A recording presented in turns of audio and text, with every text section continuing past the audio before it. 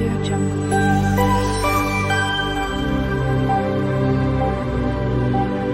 Audio Jungle. Hello friends, good morning, welcome back to our channel Mehul kitchen and tour ব্লগসে তোমাদের অনেক অনেক ভালোবাসা ও অভিনন্দন। তোমরা সবাই কেমন আছো? আশা করি অনেক অনেক ভালো আছো। তো আমি অনেক ভালো আছি। তো আজকে হচ্ছে সানডে, হ্যাপি সানডে, মানে আজকে হচ্ছে রবিবার আর এখন ঘড়িতে অলরেডি বেজে গেছে 11:15। তো আজকে আমি তোমাদের জন্য আবার একটা ছোট্ট পড়া মিনি ব্লগ নিয়ে চলে এসে, আশা করি ব্লগটা তোমাদের ভালো লাগবে। তো আজকে আমি শেয়ার করব সানডে স্পেশাল আমি কী কী রান্না করছি, আর রান্না করা অবধি, কমপ্লিট হওয়া অবধি যতটুকু পারবো সবটাই তোমাদেরকে ছোটো ছোটো ছোটো করে শেয়ার করবো। তো চলো, আজকে সানডে স্পেশাল তেমন কিছু মেনু নেই, তবু যেটুকু আছে আমার কাছে ভীষণ স্পেশাল, বিশেষ করে কচুর শাক। তো চলো, আর কী কী আমি রান্না করছি অলরেডি সব রেডি করে রেখেছি, জাস্ট রান্নাটা চাপাবো। ভাই ওদিকে উনানে ভাত চাপিয়ে দিয়েছে। তো চলো, আজকে কি কি রান্না করবো আমি সবটাই কেটে পেটে রেডি করে রেখেছি। তো চলো, রান্না করার আগে তোমাদের সঙ্গে একবার শেয়ার করে নিই কী কী রান্না করবো, তারপর আমি যতটা যা পারবো কীভাবে কী রান্না করছি ছোটো ছোটো ছোটো ছোটো সবটা তোমাদের সঙ্গে শেয়ার করবো। আশা করি ব্লগটা তোমাদের ভালো লাগবে। তো চলো, এখন আপাতত রান্নাঘরে যাওয়া যাক।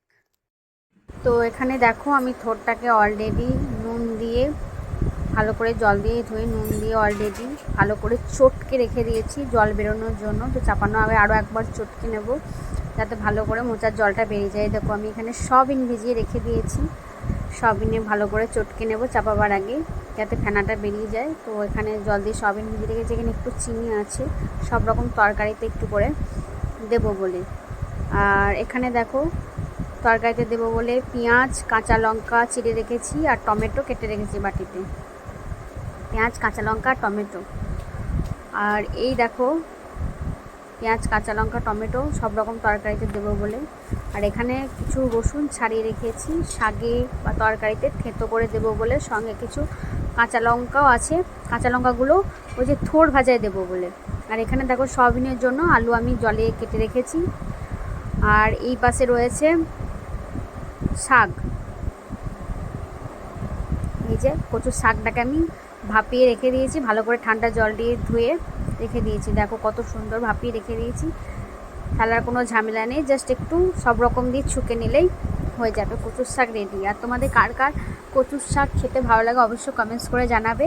আমি ফার্স্ট টাইম কচুর শাকটা রান্না করব, কীভাবে কী রান্না করতে হয় মা সব বলে দিয়েছে। আর এই দেখো, এখানে আমি মিক্সিতে মশলাটা পেস্ট করে রেখে দিয়েছি, আমি মিক্সি কৌটো সবাই এখানে নিয়ে চলে এসেছি।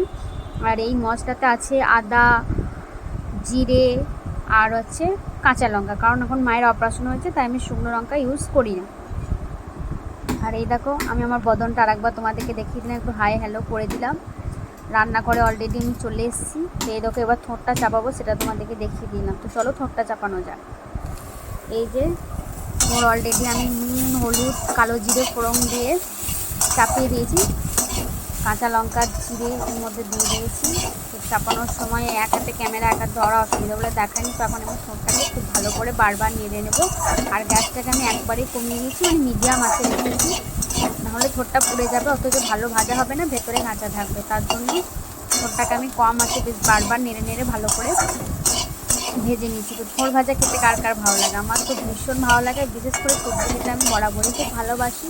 তো থোড়টা অনেকদিন পর বাজারে পেলাম, তো আমি নিয়ে এসেছি, আমার খেতে ভীষণ ভালো লাগে থোড় ভাজা।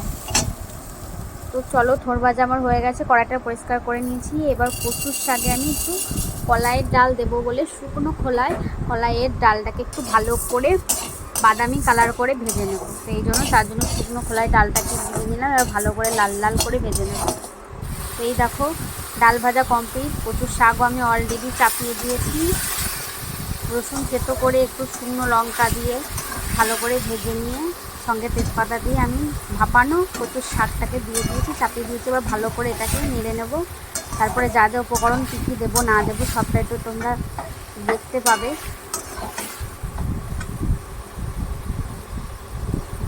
তো এই যে ওই দেখো, আবার মশলাটা দিয়ে দিচ্ছি। এখানে আছে জিরে, আদা আর কাঁচা লঙ্কার পেস্ট। তো মশলাটা আমি দিয়ে দিলাম। এবার দিয়ে দেবো হলুদ, এই যে 1 চামচ মতো হলুদ দেবো।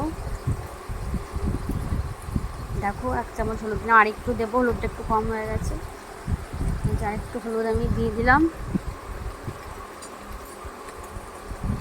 এবার আমি সব কিছু মিশিয়ে, মশলাটাকে হলুদটাকে সব কিছু ভালো করে মিশিয়ে আর একবার ভালো করে নেড়ে নেব। দেখো আমি নাড়ছি এখন।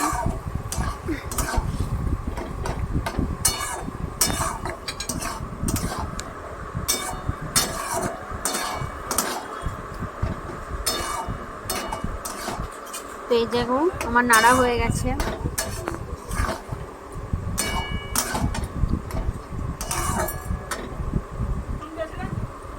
না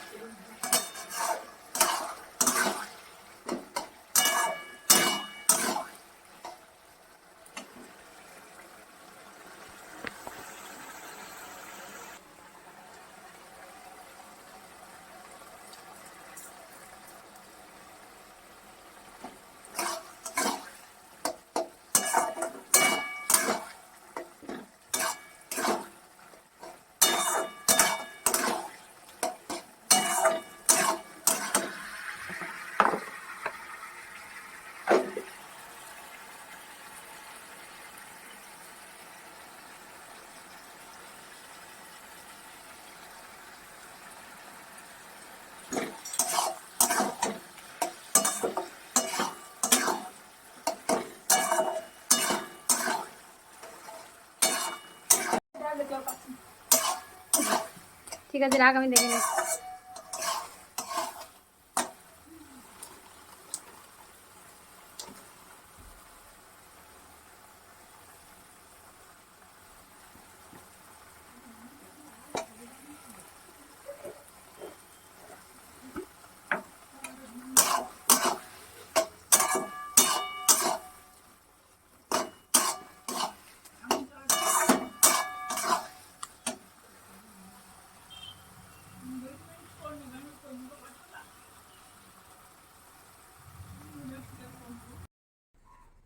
তো চলো, আমার মোচা মোচা বলছি, সরি, থোড় ভাজা কচুর শাক অলরেডি ডান, কমপ্লিট হয়ে গেছে। সয়াবিনটা করে নিই, তারপরে ফাইনাল লুক, তরকারিগুলো সব দেখাবো। আর এই দেখো, চলো ব্যাক ক্যামেরা আমার উনানে ভাত হয়ে গেছে, সেটা তোমাদেরকে দেখিয়ে দিই। আর অলরেডি কড়াইয়ে তেল গরম হয়ে গেছে। চলো প্রথমে এই যে রসুন কটা দিয়ে দেবো, গ্যাসটা একটু কমিয়ে দেওয়া যাক, নাহলে সব পড়ে যাচ্ছে। খুন্তি কি ধান, হ্যাঁ যে খুন্তি। রসুনগুলো কালো করে ভেজে নেব। তারপরে এই যে এই আলুগুলো দিয়ে দেবো জলে বলছি, সরি তেলে। আমার আজকে সব ভুলভাল বকা হয়ে যাচ্ছে তোমাদের সাথে সাথে, ভাঙ বকে ফেলি। ক্যামেরা অন করলে মাথা ঠিক থাকে না।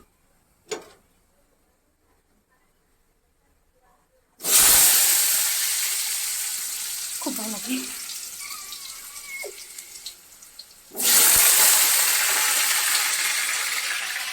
চলো, এভাবে ক্যামেরা ধরে রান্না করা যাবে না। এই যে টমেটো পেঁয়াজ এগুলো দিতে সব ভুলে গেছি।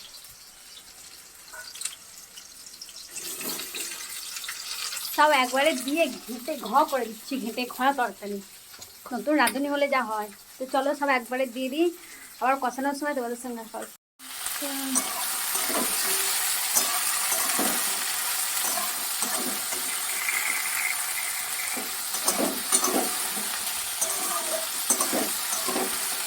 দেখো এর মধ্যে রসুনগুলো আমি কালো করে ভেজে নিয়ে আলু, টমেটো, পেঁয়াজ, কাঁচা লঙ্কা এগুলো সব দিয়ে দিয়েছি। তো এগুলো এখন আমি ভালো করে ভেজে নেব।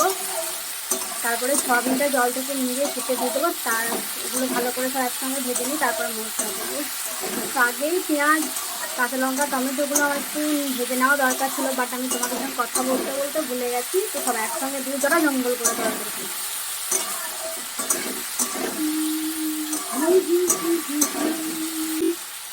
আমাকে দিয়ে দেবো চিনি।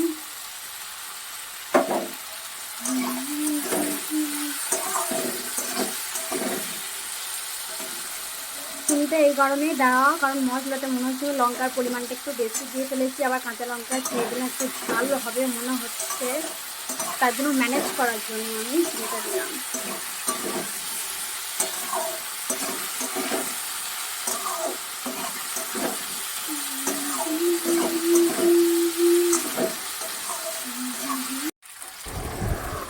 আমার এখানে আলু, টমেটো, পেঁয়াজ এগুলো ভালো করে ভাজা হয়ে গেছে। এবার এর মধ্যে দেখো সয়াবিনগুলোকে দিয়ে দিলাম, সয়াবিনগুলোকে জল থেকে চিপে দিয়ে দিলাম। এবার সয়াবিনটাকে এর মধ্যে যেহেতু দিয়েছি, তো সয়াবিন, আলু, পেঁয়াজ, টমেটো এগুলোকে সবগুলোকে আর একবার আমি ভালো করে লাল লাল করে ভেজে নেব। না হলে সয়াবিনের কষটা ভাবটা যায় না। সয়াবিনটা যদি আলাদা করে ভাজতে পারো, সয়াবিন আলু সব কিছু আলাদা করে ভেজে নিতে পারো বা কষিয়ে, তাহলে তো খুব ভালো। বাট সয়াবিন আলাদা করে ভাজলে অনেক তেল খায়, তো তার জন্য আমি এই আলুর সঙ্গেই দিয়ে ভালো করে ভেজে নিচ্ছি। তো দেখো আমার মশলা দেওয়া হয়ে গেছে এর মধ্যে। এবার আমি মশলা দিয়ে সবগুলোকে ভালো করে কষিয়ে নেব, বারবার নাড়বো, ভালো করে কষিয়ে নেব। তো মশলা তো তোমাদের আগেই দেখিয়ে দিয়েছি কী মশলা ছিল, আমি সেই মশলাই দিয়েছি, সঙ্গে হলুদ আর আগে যা যা দিয়েছি সবটাই তো তোমাদের সঙ্গে শেয়ার করেছি। তো আমি এখন ভালো করে এগুলোকে কষিয়ে নেব। তো চলো কষানো হোক, তারপরে আবার যখন জল দিয়ে ফুটবে তখন তোমাদেরকে দেখাবো।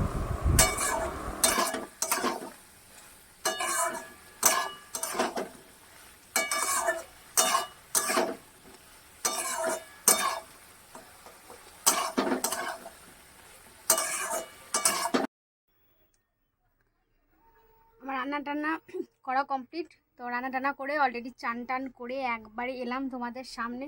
তো চলো এবার তরকারিগুলো ফাইনাল যে লুকটা হয়েছে রান্না করার পর, তো সেইগুলো তোমাদেরকে আর একবার দেখিয়ে দিই। ফাইনাল লুকটা তখন রান্না করছিলাম সেটা তোমাদের সঙ্গে শেয়ার করেছি যতটা পেরেছি। এখন রান্না হয়ে গেছে, তো রান্নার ফাইনাল লুকটা তোমাদের সঙ্গে শেয়ার করে নিয়ে খেতে বসে পড়বো, কারণ অলরেডি ঘড়িতে 1:45 বাজতে চললো। আর আমার চান টান করতে নিতে আরও অনেক কাজ ছিল, সেগুলো করতে নিতে অলরেডি অনেকটা লেট হয়ে গেছে। আমি প্রচণ্ড খিদেও পেয়ে গেছে। তো তোমাদের তরকারিগুলো আর লাঞ্চ মেনুটা আর একবার শেয়ার করে দিয়ে আমি খেয়ে নেব। তো চলো আপাতত রান্নাঘরে যাওয়া যাক। এখানে দেখো আমি ডিম আলু একসাথে জিরে লঙ্কা ভাজা দিয়ে মেখে নিয়েছি। আর এই দেখো এখানে মেখেছি আমার জন্য কুমড়ো, জিরে লঙ্কা, এখানে রয়েছে কাঁচা পেঁয়াজ লঙ্কা, সর্ষের তেল, লেবু দিয়ে ওল মাখা, যেটা আমার ফেভারিট, দেখে জিভে জল চলে আসছে। এখানে রয়েছে 1 থালা গরম ভাত, ভাতটাকে ঢেলে নিয়েছি, কারণ নাহলে গলে যেত। ভাতটা আমি একটু বেশি ফুটিয়ে ফেলেছিলাম, তো তার জন্য এই থালায় ঢেলে নিই যাতে গলে না যায়। এখানে তো ওল মাখা দেখিয়ে দিলাম তোমাদেরকে। এই যে ডিম আলু সিদ্ধ, কুমড়ো সিদ্ধ,